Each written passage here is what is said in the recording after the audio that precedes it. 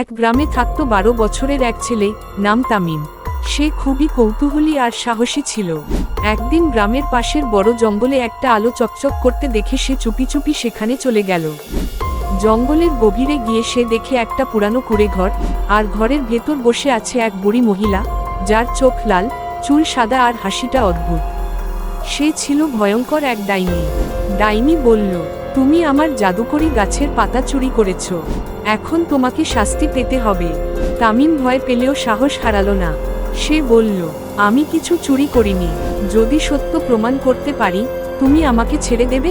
ডাইনি হেসে বলল, ঠিক আছে, তবে 3টা ধাঁধার উত্তর দিতে পারলে তোমায় ছেড়ে দেব, না পারলে তুমি আমার জাদুর খাঁচায় বন্দি থাকবে। ধাঁধা 1, দিনে সূর্যের বন্ধু আমি, রাতে হয়ে যাই অন্ধকারে গায়েব, আমি কে? তামিম একটু ভেবে উত্তর দিল, ছায়া। ডাইনি কেচে উঠল, ঠিক। ধাঁধা 2, জলে থাকি অথচ পাখি নই, সাঁতার কাটি ডানা নেই, কে আমি?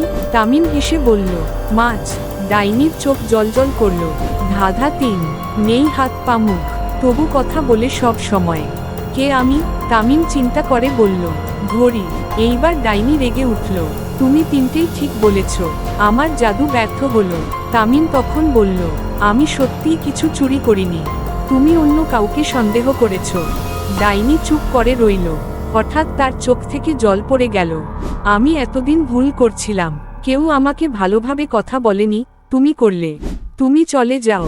তামিম নিরাপদে গ্রামে ফিরে এলো, আর জঙ্গলেও আর কখনো কেউ কাউকে ভয় দেখাতে আসেনি। গল্পের শিক্ষা, সাহস, সততা আর বুদ্ধিমত্তা দিয়ে যে কোনো বিপদ মোকাবেলা করা যায়।